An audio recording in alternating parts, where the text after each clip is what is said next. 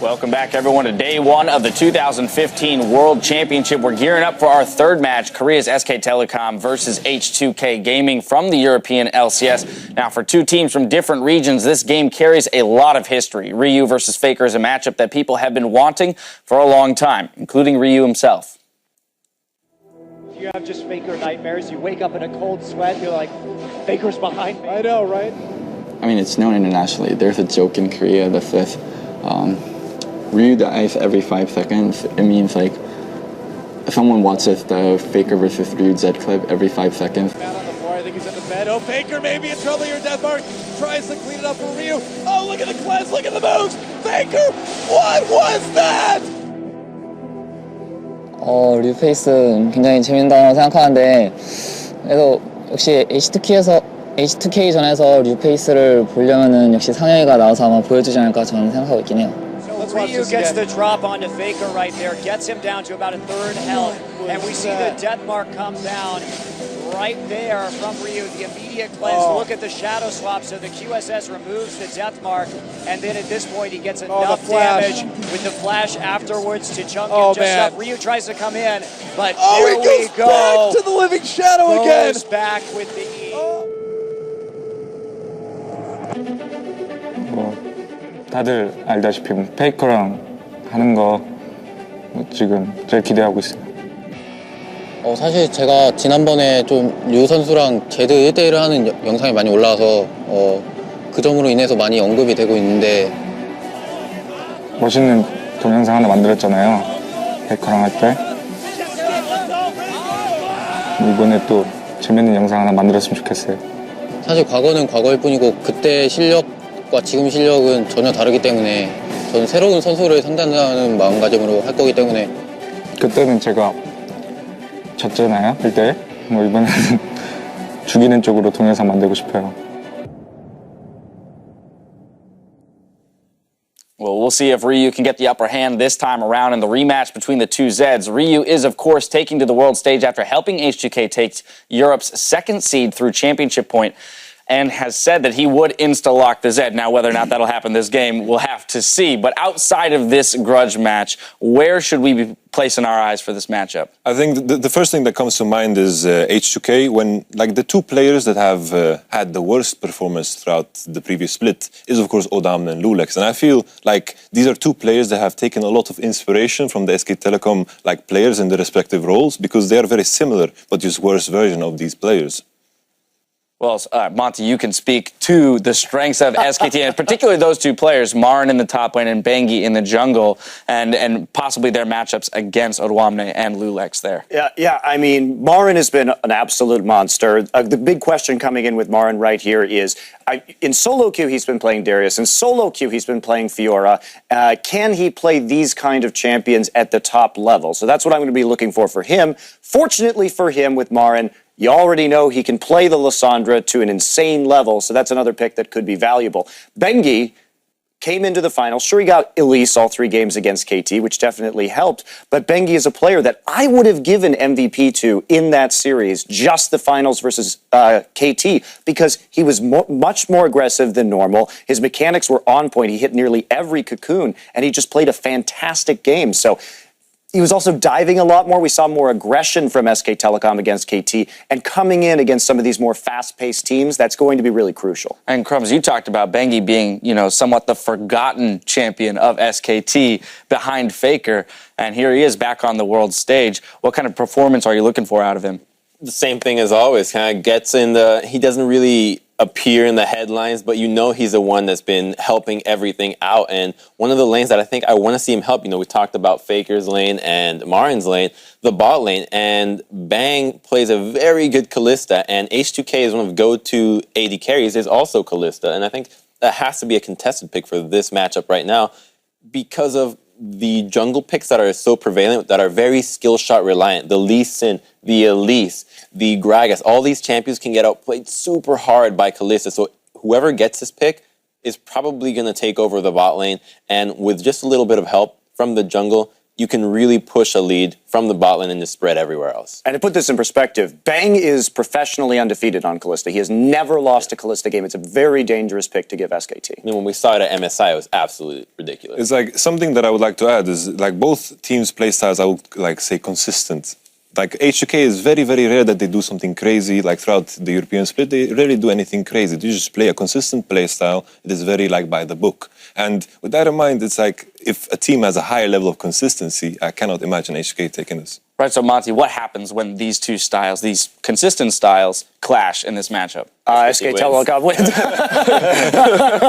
How badly? Where are we going to see that manifest? Well, and that's it, right? I mean, if we look at some of SKT's style, they play very heavily around their solo lanes and snowballing Faker and Marin, whereas Wolf and Bang tend to be more reserved, although it did mix it up stylistically to defeat KT.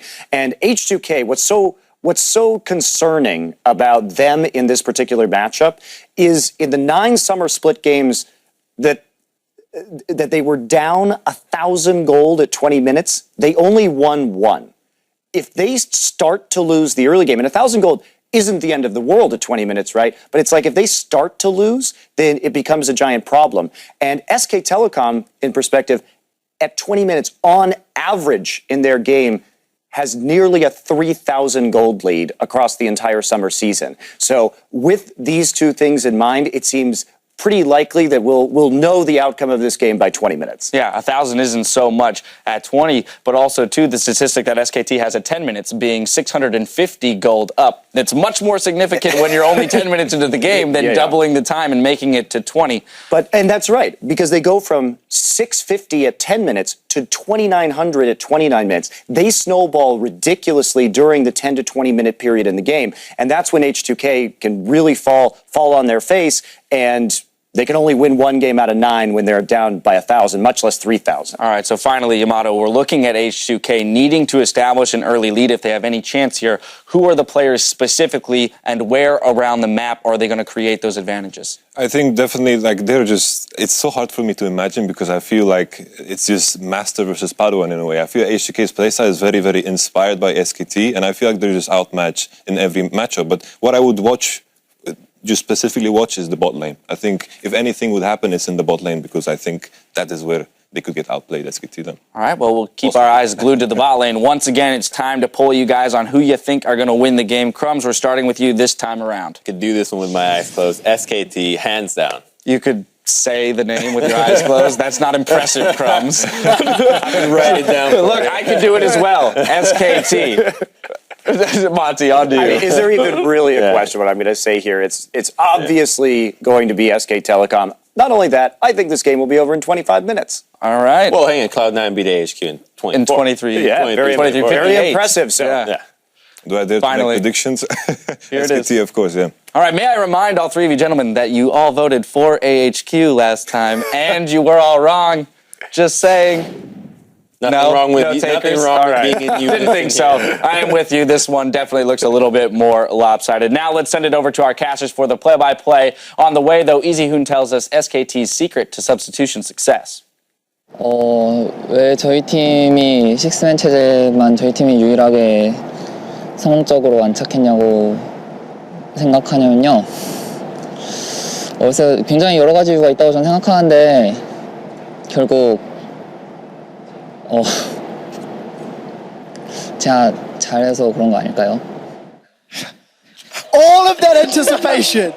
All Be good. of that Say because anticipation. I'm good. Get good. You know what? I like it. I It's respect better that. than predicting the prediction we see from the analyst desk with HQ winning 3 games or winning 1 game. Okay, right. That was horrible. Let's take a look at the starting lineups. On the blue side, it will be SK Telecom T1, and it will not be Easyhoon in the mid lane. Marin, Bengi, Faker, Bang, and Wolf. Yep, and on the red side, the underdog challenger here, it's H2K with Ottawamne in the top lane, Lulex in the jungle, Ryu on mid, maybe he'll lock in Zed, Hyun on the native carry, Kasing on support, and Prawley doing the pick and back. I'm going to ask an impossible question from 2 games from 4 teams.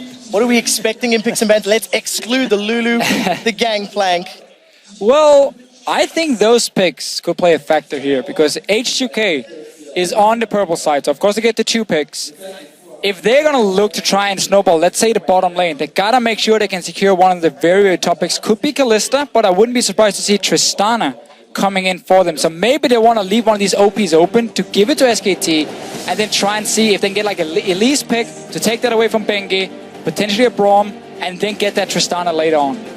Well, we know that H2K love their Lee Sin as well with Lulex and how powerful he can be on this patch. High was successful in the previous game. Thresh, Mordekaiser, Lulu. Gangplank is still up. That was the last of the three that we've been seeing as a common trend across the game. And this is the first time we see one of these really strong picks being banned on blue side, SKT taking out the Mordekaiser. So they don't want to give H2K that very, very strong pushing lane. Because again, H2K as a team, they rely so much on taking down early turrets to create that goal advantage that allows them to take over the map and start winning team fights. So far, all three of their OPs have been banned away. Yeah, it also feels like SKT is doing a lot to ban away any of H2K's playmaking potential.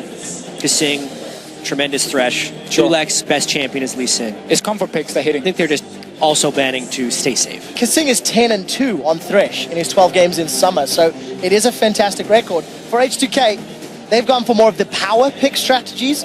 Will Darius be a follow-up? Is it even worth it, or do they prioritize something else and it will in fact be the Darius? Elise will be picked now by SKT, so this is what I tried to mention just before here. For H2K, if they want to try and secure a stronger match in the jungle, which I think they need in order to really win the early game versus SK Telecom, Elise was my pick for Lulex. But now with these bans here, by taking away the other standard first picks, Elise is an easy one for SK Telecom. Bengi was fantastic in the final against KT on it.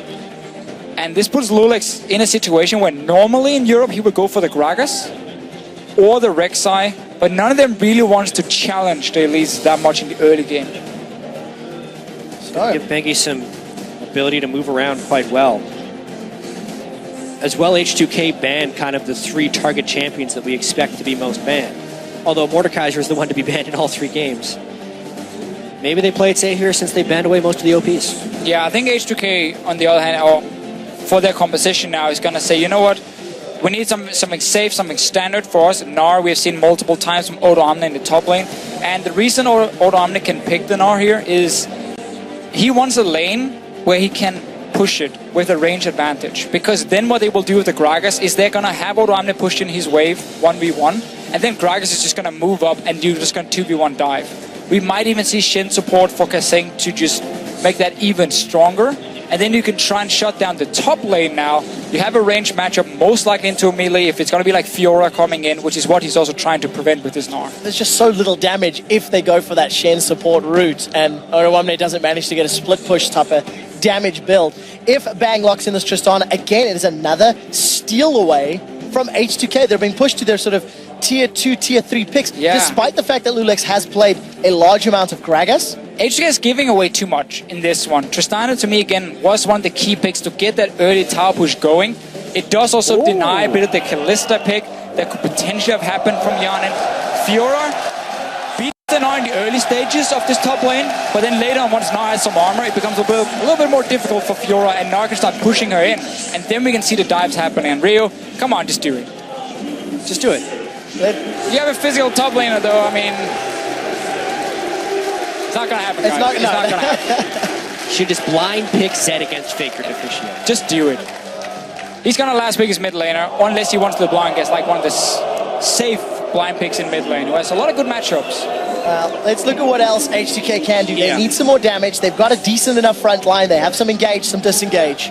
Well, as we mentioned, SKT has done a lot to disrupt the comfort of H2K. I really like the way SKT has composed this draft so far. Because they are confident in their ability to play a ton of different champions to a high level. So they are still picking what they feel would be comfortable champions for them, whereas they're pushing H2K onto theoretically less comfortable things. So we get the Braum. We mentioned it for Kasing. Yeah, it was either the Braum or going to be the Shin support for him. Sivir wants H2K. I mean, this is again a very standard H2K comp, but also very outdated in many ways. This is what we used to see during the summer split, before playoffs even. Sivir taking so many nerfs, still offers that utility for a team and a fast pushing potential, but you cannot take down towers as fast as a Tristana. Faker has played Fiora mid on multiple occasions, so this could actually be a flex pick for SKT. They need some AP damage on SK Telecom, and that's It's what we're not probably gonna going be to get. No. Okay. It could be fancy, but they need some AP damage. Azir is the safe blind pick. Ryu can take LeBlanc into it, though, and try and outplay Azir in the laning phase. He can even go for Ahri if he wants that massive skill matchup. But he cannot fall behind. That's what Nagne tried to do in the finals of LCK. Wasn't that successful? No. Azir has been nerfed since then. Yeah, the audience. Zed would give them a whole bunch of physical damage. We're not expecting it. LeBlanc Ahri, is actually LeBlanc. something that could... Ahri is the most likely. And Ahri is something that Ryu has used several times in the summer split, has dismantled teams single-handedly, especially the closer we got to playoffs and including playoffs. Yeah, I mean, this guy used to be one of the biggest Ahri players in Korea when he was playing there. He continued the trend. Whenever I talk to Prolly about Ryu, he always says, oh, Ahri, yeah, just give him Ahri. He will make big plays. He will try and carry our team. This was the other option. All right. This is one of the reasons like Azir and Victor is not as safe to blind pick anymore, because these assassins are coming in here who can duel them in the early game and try and snowball against them.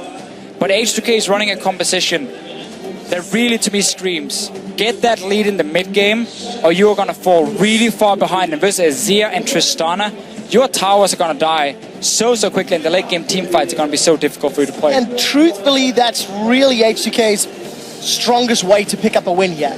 They are somewhat outmatched in every department, whether it's individual, whether it's strategy, etc., etc. And we talked about how H2K as a team, and analysts mentioned it, in 10 to 20 minutes, they're pretty decent. SKT are even better. And SK Telecom's team composition is built around getting a large lead early. With the Fiora top lane and the tremendous turret killing potential of Azir and Trist, they're looking to do a lot of split push and turret destruction through better rotation. There's also a very good way, when you expect to have a gold lead, of ending the game quickly. So that's what SK Telecom is most likely going to be trying to do. And I really fear for this massive mismatch between the top laners and junglers, with Elise and Fiora being so dominant in the early game. Nar, he wants to get an armor item under his belt before he really wants to duel it. And Gragas, of course, going Cinderhulk. That is going to be a problem for H2K. Can another LCS team pick up a victory, or will LCK's number one seed SKT get on the board? That is what the analyst desk predicted. And in 25 minutes, according to Monte Cristo, SKT sure as hell have the tools to make that one happen. We're loading up to game number 3. This is the first from Group C. It's SK Telecom versus H2K.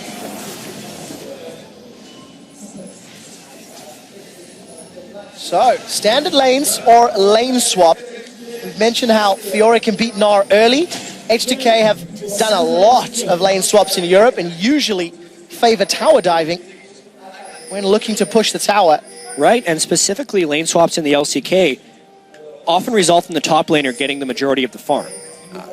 As far as teleport usage and experience gained on top laners, LCK is ahead of everyone else here, so it actually fits quite well for Marin to be on a carry top laner of Fiora. He's played mainly tanks during the regular season, but now on a carry, his large amount of gold share that he gets from the team maybe put to some better use. The top lane swap focus, though, from SKT is often what's fairly weak against their fast push we see a lot in Europe and in NA, because it simply means that his team won't have time to move up and defend him once he TPs into that tower, because H2K will already be on that side of the map with 4 members and ready to dive him. Just forcing him out of the jungle, taking over this side. You see the 3 wards to spot every single entrance. SKT has just responded, getting very good wards into spot where H2K will be starting. And H2K pretty smartly walks out away from that blue buff. They would have potentially been outmanned by SKT, but also because SKT put the deep ward in the red buff, this makes a very well-informed start for SK Telecom. They're going to get pretty much whatever they want now. Yeah, you're going to see Lulix and Odamna on the top side. So right now for SKT, either they expect the bottom lane for H2K to have recalled, but they will return very late to the bottom side, so they're expecting them to be up here as well. And now you get the 2v2 lane for them. So Fiora gets her 1v1 in. That's the key thing. It's not about the bottom lane winning. That's going to be basically like a sustain lane against each other. Bottom side of the map, though, Fiora and Elise together is looking to be the ones dominating. Of course, Lulex is the player that was substituted out during the course of the end of the summer split. Betongyaka was brought in. And we need to see how much synergy he's been able to build up with H2K. Faker on the receiving end of some bursts from Ryu, but it's Ryu that walks away, having taken more damage. Now Ryu is starting Flask and 3 potions for himself, so he wants to take early trades, seeing as he can out-sustain Faker, but it also makes him weaker when he takes the trade, and he cannot take return damage if he starts running out of sustain. Then he's just so much weaker than Faker with the Doran's Ring. Have to at least trade, not just get hit by Azir again. But Azir is pretty annoying because he has these soldiers standing so far ahead, and you're trying to last hit and just be a nice guy, and then smack, smack, smack. Very true. Warren jumps in, lunges forward, and hits one of Odoamne's critical spots. And this is specifically the result of the early game play by H2K. SKT had great knowledge of where they're being, and Bengi, being the smart jungler that he is, goes right in and denies Lulex. Such a smart play there. This goes all the way back to level 1, where Marin kept walking towards the bush, and H2K was still standing there with the dual lane. Kasing kept hitting him with his Q, so he knew he was on the top side of the map. And it's very easy for SKT to read where the dual lane were going and simply just mirror it, get the 1v1. Bengi's already playing aggressive. We talked about the Gragas with the Cinderhawk. So far, SKT is off to a good start. Yeah, and this is an example of a jungler who is in tune with his team's plan and a jungler who is not. Even based on the level 1, when H2K did the deep invade, they had no one guarding Lulex's own jungle start to see that he was spotted or not. Meanwhile, the rest of SKT was willing to counter-invade to push H2K away from the blue buff area. And the long result of that means Bengi can just go and counter-jungle the blue buff. And Lulex should and would have known that that would be a possibility and would have needed to have his team play around him, but nothing has been done to protect him, and therefore Lulex is far behind him. It's just so hard, though, in the early game to protect, because if, let's say, Odoamne leaves the bottom lane to go in and force Bengi out, he falls even further behind in farm compared to what he is already. Well,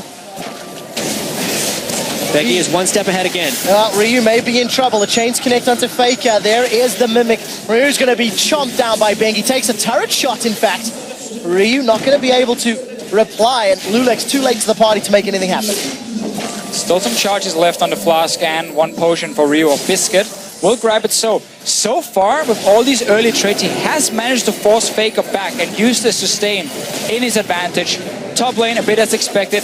Not a whole lot happening, some early trades, but keeping fairly even in farm. But truthfully, despite Ryu trying to put pressure on Faker, it has not resulted in a lead.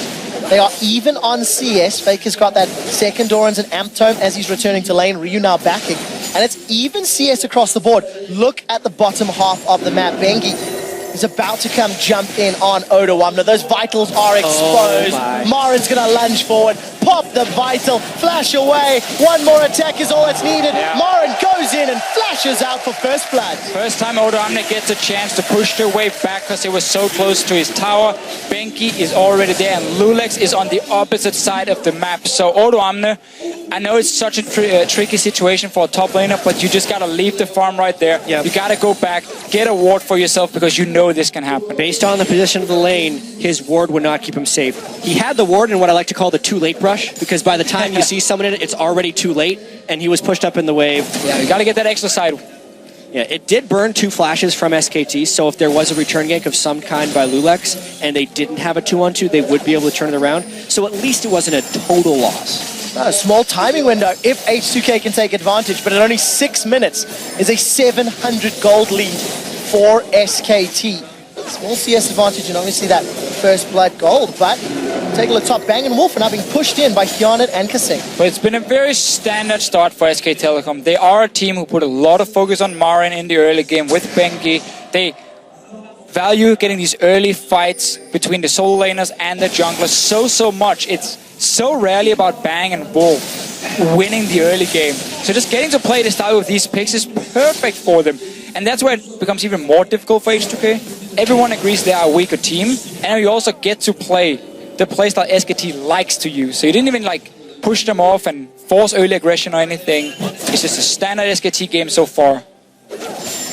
SKT playing a little cheeky. See if they can make something happen. Remember, headbutt pulverize, it travels a little slower these days. Hyonin, is your spell shield up to it? He does manage to get out. Kasing is going to stand behind me to Hyonin, continuing to retreat. The unbreakable wall is good, but it is not good enough. He has a teleport from Odoamne, a reply from Marin. They turn their attention to Wolf. The Gnar gets a reply. Stun onto Marin. Reposits was not used. Continues to run away. The Braum is not going to be enough. That's a trade of 1-for-1. Top laner for the support, and H2K have nothing more to play with. Lulex is on the bottom of the map. I need to see some synergy for H2K when this make plays. This one, obviously, you can't really blame them because they were jumped. They expected SKT to have recall from this top side, so they just wanted to push out the wave. Suddenly, Alistar Tristana jumps out of the bush. It's a good teleport from Odoamne to react and try and turn it around.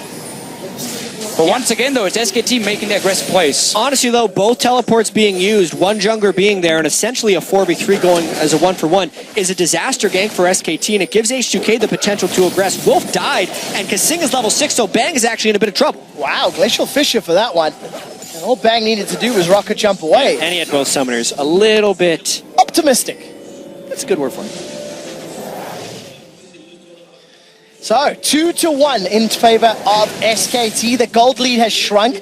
Ryu's earned a minute CS advantage. Continuing to try pressure Faker, but this LeBlanc, dare I say counter pick, is not shown through yet. Marin lunges forward and procs that vital on Hyonin. I mean, Ryu has had a good laning phase so far. He was ganked early on, managed to escape it. He's ahead in farm on LeBlanc here. He has a good back timing already. Straight towards his Morello Nomicon. So Ryu so far can be fairly happy with how the early game has been going. And if it wasn't for SKT setting up that trap, we could potentially have seen Lulex be part of a gank as well. But he's just been a little bit unlucky, and then also a little bit bad timing for him where he is on the map when action happens. And I think important to note, Hyonin now has a BF Sword and Avarice Blade versus the Pickaxe and Avarice Blade of Bang's Tristana. So, in theory, more fighting power on Hyonin's side. Well, they're in different lanes, is one thing. Bang, I think smartly for SKT, swap back around the 10-minute mark. Trist, especially if it's going to be in a 2v1, can get a lot of turret pressure, not to mention Dragon advantage. Oh, the root connects. Fake is throwing coming out the soldiers.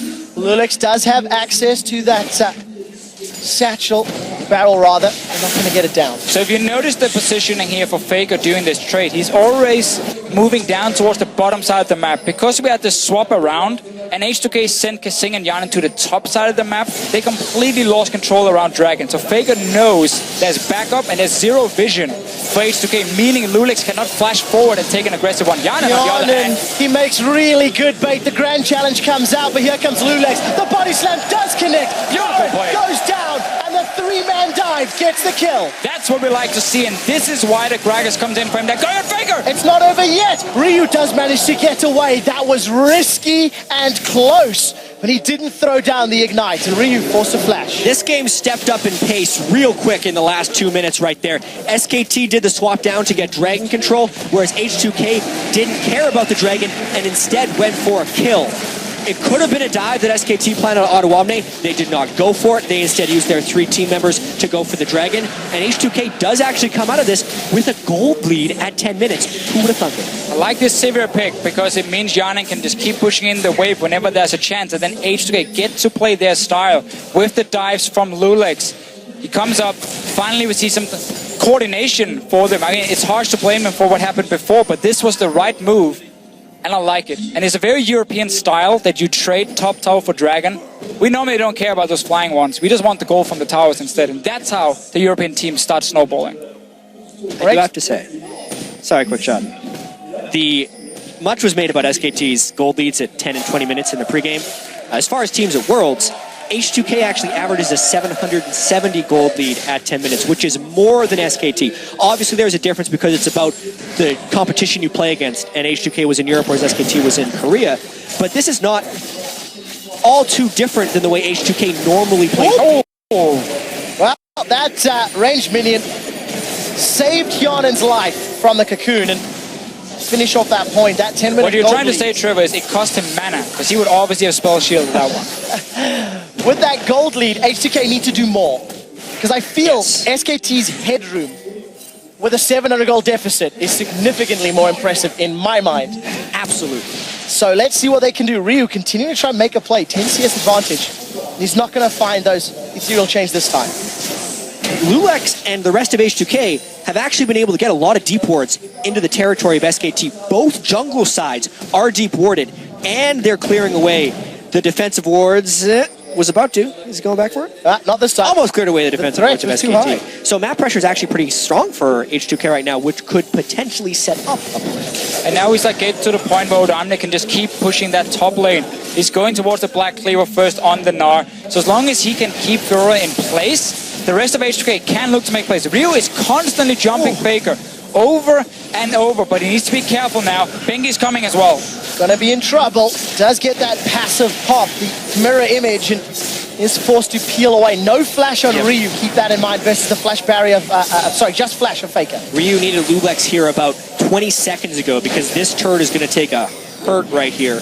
And even if Lulex comes in, it's now dangerous for him to do so because they need to be able to match Wolf as well. This turret is in a lot of danger. And again, look at Kasing. He's coming up. SKT, Mel, they get caught out. Lulex gets caught by the cocoon. Glacial Fish is out. The body slam flash gets Faker. Empress Divide splits him, but Ryu kills Faker. The chains onto Wolf. He's forced to flash away defensively. Neither Marin nor Bang move from their lanes, and H2K get one. So SKT were just one step ahead at first, but then H2K, they showed they're not afraid to make the plays. They have the mechanics.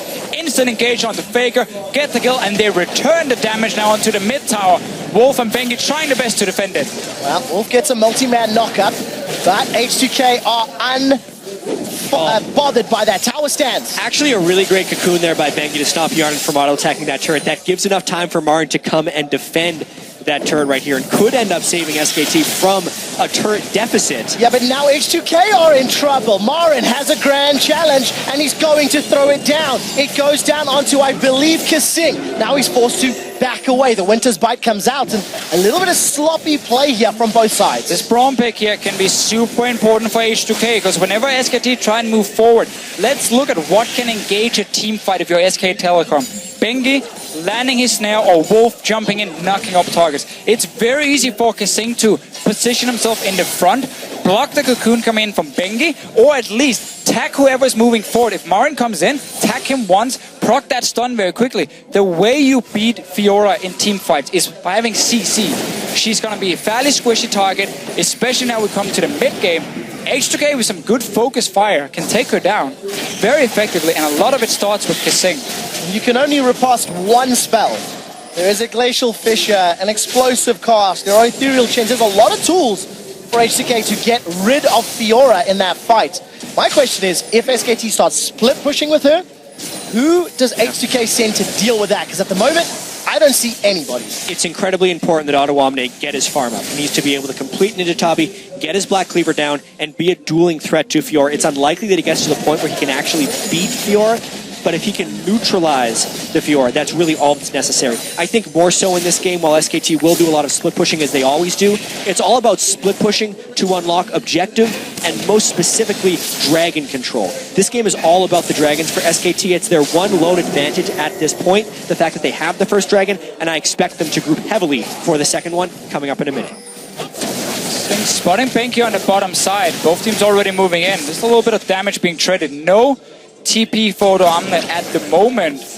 Not even sure. They might just be ready in time for when the dragon spawns. And that's going to be so key. The difference in team fight between the big tank Gnar later on and if you're trying to assassinate a target. Ryu, again though, taking so much damage and he has to back away from the tower. Faker keeps chunking him down, and thanks to Faker's work, tower number 2 falls in favor of SKT. They now regain gold lead, 700 in their favor, and Lulex forced out of his own jungle. Dragons up in 20 seconds. SKT are getting all of the deep jungle vision they need to make this a safe and secure objective. Yeah, and Ryu has chosen to chug his flask instead of going back to base before this dragon, so he's going to be just above half health if they decide to contest it. Not to mention they don't have the wave positioning, and the slow, methodical pushing of SKT, waiting for a little bit of scaling, which is near Nashor's Tooth on Azir and Ravenous Hydra on Fiora, and they're starting to win almost all of their lanes, which is applying the appropriate amount of pressure to unlock these free dragons. And such a key thing right here was simply just the lack of teleport from Ottawamne. It meant that H2K could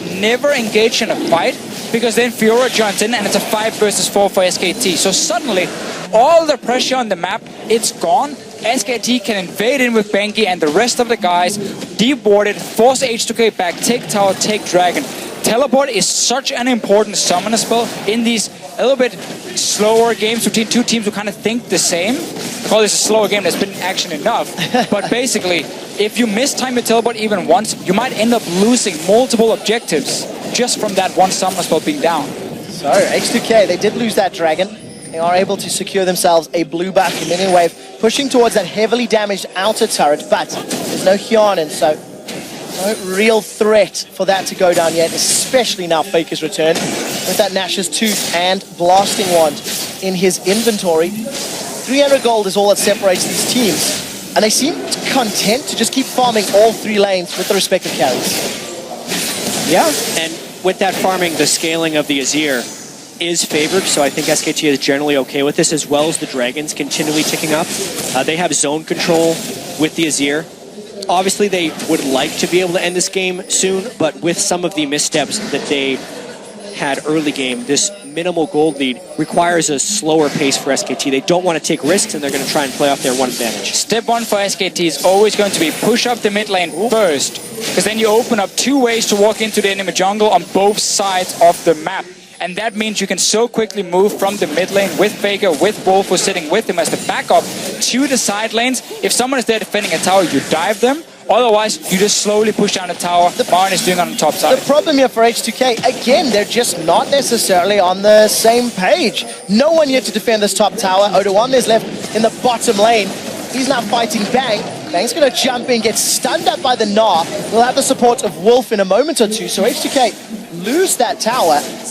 Well, the problem right here for H2K is that they always have someone who's in a disadvantage. In this case here, it's because Faker can constantly push the mid lane, and then because Marin, of course, is going Hydra on Fiora, so he can clear the waves and sustain so quickly that he can just always keep pushing it. Odoamne needs more time shoving the wave back. So the tempo which you can clear waves is heavily in favor of SKT, so they can always make the first move, because they push the waves first. So H2K is forced to sit back and try and react. And reacting is never or rarely a good thing in League of Legends, especially when you're against things that can fast push down your turrets. 2,000 gold difference just from that passage of play the last few minutes, and a dragon as well. SK Telecom starting to build up all the items they need. Ryu will just face tank a tower eventually, and that will at least even up that gold somewhat. But as it stands, H2K, they've now grouped bottom. Actually, take a look at this. Lulex hanging on the wings, and but the turret's instantly gone, or the minion wave is instantly gone. If SKT does anything well, which is pretty much everything, but the thing that I think they do best is wave manipulation and control. Specifically with this team composition, trying to keep almost every single wave at a point of threat at every stage in the game kneecaps the opponent, and it makes it so they can't make aggressive moves because they're always standing to lose something by even attempting it. It's why this game is staying so low in kills, is because the tempo of the wave clear by SKT is so far ahead that of H2K. If H2K wants to break this cycle, they have to find a giant fight anywhere on the map that can't be disengaged. But then you look at SKT, they have the Azir knockback, the Tristana knockback, and an Alistar, so it's easier said than done. What H2K needs to do right now is they have to put Hyanin in the middle lane, because he's the only guy who can match Faker when it comes to pushing in these waves so quickly. And Ryu, you need to enable him to look for picks other than just jumping Faker over and over, because there's early magic resist coming, there's going to be an Abyssal, he has barrier. He's not the guy you're looking to one-shot right now. You need to find a Tristana, or you need to go to the lane and 2v1 against Marin on his Fiora. So Hyanin has to sit in mid lane. Whenever he keeps going bot lane, it just goes even in that lane between him and Tristana, and then SKT wins the other 2 lanes in terms of pushing, and that's a big problem for H2K. It really is, and again, we'll talk about a little bit more numbers. Ryu's going to jump in on Bengi. Repel will be able to get him out alive, but H2K is a team have traditionally either won early and won the game or lost. When behind at 20, they're 2-8, whereas if they're ahead at 20, they're actually 16-2 over the course of the summer split, so stark differences. I'm not going to call 1,000 gold the end of the game yet, but for H2K, they are not in control of this match at all. No, and the other play they could have made here, or should make, is if you want to stop these dragons from happening, when you play with an assassin, it's very important you get to the dragon first, and you start setting up deep or not deep wards, but just pink wards. So you have bushes where you can hide out of vision for Ryu and then surprise SKT Telecom, get to the backline and one-shot a guy. But they have 0 pink wards on them, so they cannot contest this dragon now. So while I agree with you, I don't think SKT is, or I don't think H2K is ignorant to the fact that that's what they need to do with an assassin mid laner. They just can't because SKT has so much wave pressure and so many deep wards. If they ever try and wait in a brush, they're losing a turret. Well, I would argue right now that H2K have done a good job at least keeping the waves fairly even. They just had an opening to go in towards that dragon and try and secure the area. Obviously, again, it's not as easy as I'm saying here. Now you end up walking into HKT instead. Well, there's the shuffle. Faker's got Empress Divine. Nice That's a flash again. two-man body slam and Faker's down. The Empress Divine not even used. The knock is not going to get channeled just yet. Bengi's going to be the next focus. Yana was able to kill Faker. Now Marin's looking for Ryu and might just find him. Bang challenges down, but Ryu's going to stay alive and get away. Bang, left uncontested on the back line. He continues to auto-attack. Wolf with a two-man knock-up. Yana, get in the fight, man. No auto-attacks down yet. The boomerang goes out. Not going to fly slow. Wow, Marin just eviscerates. Beautiful That's play. a double. Yet What an outplay. And SKT demolish H2K.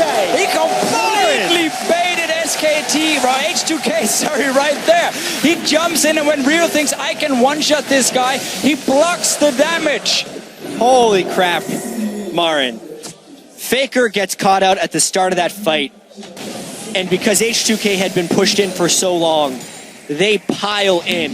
And honestly, this was H2K's fight to lose after they killed Faker. At the very beginning of this fight, Yarden actually trades a nice amount of damage with Faker, and Lulex times his body slam flash just right and gets the knockback. So Faker, gone. At this point, Marin's teleport completes and he is now in the fight, but it begins kind of a 4v5. He gets a ton of damage down onto Ryu right away, takes him out of the fight. So that's already essentially a kill because Ryu doesn't do anything for the rest of the fight there. But this is where the fight gets impressive. H2K could back away, take the 2-for-1, and then reset a dragon, but they get greedy. They want more. Marin dashes in for a kill, and then look at that. While he's channeling, you cannot deal damage to him. With that fight, they go straight for Baron. This game is not over yet. Wow, 3,000 HP on Baron. H2K drips and drabs. There's no teleport for anyone. He's far away. SKT managed to get Baron secured. It may be at Wolf's life cost, though. No, Kasing forced to jump backwards. Unbreakable. Here comes Oda1. He's in Mega Knot already. And SKT managed to get out with some aggressive posturing. Baron secured, and that dragon as well. And we really get to see why Fiora is such a powerful pick on this patch right here. The damage you can deal whenever Marin jumped in a matter of just 2 seconds, he would chunk H2K down to nothing. Didn't get to proc his ulti, which normally is the almost guaranteed win in a fight if he does. Now, another fight mid lane, though. Well, take a look at this. Bang, looking for those critical hits. The QSS has been used, and Ryu's forced away. Look at the mid lane. SKT, they're pressuring the tower. When SKT has an inch, they take a mile. They win the team fight. They go straight for Baron because Oda1 went down bottom, and now they're trying to use these Baron minions to demolish the turrets. Azir and Trist live for these types of sieges, and they want to push. H2K did enough damage to SKT that they may repel them for now. The only reliable wave clear on the side of H2K is with Hyonin on that Sivir. And he's going to have a tough task. As long as those Baron Empowered minions are knocking on his door. Ryu, 1-1 on that LeBlanc. He tried to pick off Wolf, but gave up some positioning in that mid lane a moment or two ago. And fight before Dragon, he tried to get Marin, but once again, it's so hard for him because Marin can block so much of the damage, the burst coming, and then he can just instantly dash towards Ryu and take the fight. And there's obviously 0 armor on LeBlanc at this point in the game versus Black Cleaver and Hydra on a Fiora. I mean, that's very one-sided. I will say that this game is much less one-sided than many were expecting. We're 26 minutes in. The gold lead is only 4,000. The game did not end at 25 minutes, as Monte Cristo made the bold prediction on the analyst desk. But this one, H2K, if that dragon fight, if they don't overcommit onto Marin, they could actually still be winning this game. Well, Kasing's in trouble. On the hunt's been used by Hyonin, and the Glacial Fissure was thrown down. Kasing's life is forfeit. SKT, 4-man strong, will take themselves their 4th tower. Well, they did overcommit onto Marin at the dragon fight, and now they're paying some pretty harsh consequences. One mistake has led into a chain of others. H2K does feel out of sorts here. They're trying desperately to stop this, but it's probably inhibitor gone. SKT showed respect to H2K. They didn't try and overcommit in the early game. They played out the lanes. They knew they had the pushing advantage. Could just wait might end for the key game items, here. and they still have the Baron buff. Well, we just talked about how it's 26 minutes in and the game's not over. We may need to revisit that discussion in 10 seconds, gentlemen. We do see Ryu still looking for a target, but not going to find one. And SKT not going to overcommit. The death timers were still low, and Kasing was able to respawn. And that's been the thing here for SK Telecom. They've felt in control almost all game long. There was a very good move for H2K with the dive on the top side of the map. We saw some good fights coming in. Lulex in these team fights have had some very good engages on the Gragas. And they're looking for another fight potentially. Wolf does have ulti ready though. Let's take a look. Emperor's Divide available for Faker. And the threat means H2K will back away. Teleport's available for Marin. He continues to pressure the bottom lane. And Supers will be knocking on the steps of H2K's base shortly. H2K starting to come apart at the seams. Looking maybe for a desperate play to get themselves back into it. Yeah, and the trickiest thing about this is even a desperate play that works might still grant SKT an advantage. Marin is such a monster in the split push here. Maybe Ottawamne can't even stop him from continuing the push, and that just makes a 4-on-4 with all the disengage on the side of SKT's 4. H2K is in a lot of trouble here. A lot of this goes back to the pick and ban phase as well, where Elise was the first pick for SK Telecom after H2K ban out a lot of these OP picks. They keep trying to look for something. Ryu jumps in, doesn't really pull the trigger with his ulti just yet, but getting that Fiora and Elise combo meant that H2K couldn't fight against Marin in the early game. They gave up first spot as well with the double flash used from SK Telecom, which kind of starts the whole snowball. It went fairly slow, but it was in control of SK Telecom. And now we got to see what Marin can do in a team fight on a very farmed Fiora. Farmed and fed. Over 10 CS a minute at this point in time, involved in 7 of his team's 8 kills. Secured 5 of them himself. Marin is a monster. And is able to just pick apart whoever he chooses. Yeah, 4,400 gold difference there. And you can see SKT gained 2,400 gold from the moment right before they had Baron till the expiration of the buff. So adding significantly to their advantage. Yeah, more importantly, open up the base, get inhibitor down.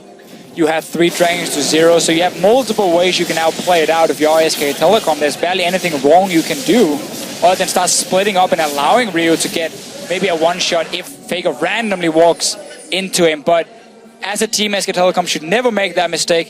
H2K looking to see maybe we can sneak a tower in the mid lane.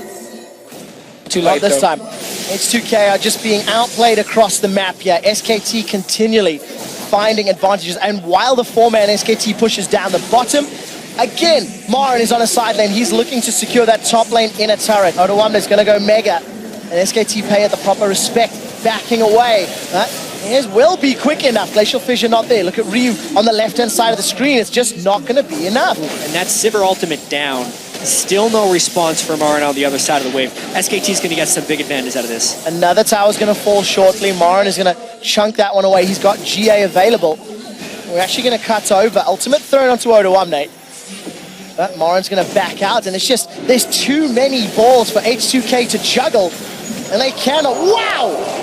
By Ryu, he's down. Bang! Sends him packing. Tries to find Yana, not going to be able to. This Satchel, Cask rather, knocks Lulex backwards, and he's going to go down as well. It's done. SKT are destroying H2K's base. Top lane inhibitor is under fire. Bang and Marin are taking it down. The tower fell in the bottom lane. There'll be another inhibitor falling if they even want it. Nexus turret number 1 will be dropping at the 31st minute. Number 2 will follow shortly thereafter. And SKT are on the board 1-0 in the group stages. And quick shot, it was so systematic. 31 minutes is a fast game, but it felt slow. H2K looked to be having a gold advantage, because they did have a gold advantage for a lot of the game, but they never really had control of the match. Every time they went for a play, SKT would have an answer or pressure somewhere, and it's an adequate start for SKT here. The small openings that were for H2K, they didn't take advantage of it. We didn't get to see the pink wards trying to set up Ryu to create some picks. He was stuck in the mid lane against Faker all game long, so that full control of where the assassin was on the side of H2K. But we have seen 3 games today now where once a team gets a fairly good goal lead, they can close it out very effectively. The teams really know how to use the composition. Cloud9 with the siege comp to start grouping with Vega, Tristana, take down towers. SK Telecom here using Fiora to split push and then just put Tristana and Azir together and take down these towers. So far for me as well, I'm seeing Tristana as an AD carry who's having so much value because she's so good at fast pushing down these towers here, because she can handle herself in basically every single lane. And it just becomes a very safe pick in otherwise a meta where there's so many crazy picks. Yeah. North America was on the Tristana pick long before other regions. They're using it for heavy turret pushing. Good job, guys. You're a little early to the party for once. It seems. It seems. It's working out very well. SKT... It's a promising trend. Maybe a little slower than what we were expecting, but still executed as flawlessly. There are very few things you can look at in that game and go, well, that was a mistake from SKT. For H2K, I think there's more worrying trends. Lulex, again, not where he needed to be multiple times throughout at least the first 15 to 20 minutes. Yeah, I think it was a very difficult early game for him to play. One of the big fights we did have was, again, the surprise jump from SK Telecom, so obviously you can't really fault him for not being in position. Yeah. But we never got to see the coordination between him and the rest of the team other than that one dive in top lane. Well, we will get to see a little bit more from H2K and SKT as the group stage rolls on. For now, though, we're going to send it over to the analyst desk to break down SKT's first win. Thank you. Quick shot. I'm coming to you first, Yamato, because you spoke about the consistency and the similarities between these teams, with SKT just being a superior team. Now, we did see the gold lead between these teams to be relatively similar up until the 20-minute and beyond mark. Do you feel that this game was pretty much an accurate representation? I think exactly. Like the game panned out as I thought it would be. I think H2K kind of stepped up. I thought they played better than I thought they would, but it kind of showed the similarities, and SKT were just a step ahead in almost anything that happened. I disagree. I thought SKT played a lot worse than I expected. Faker. Oh, that's true, yeah. Faker was so cocky with the engages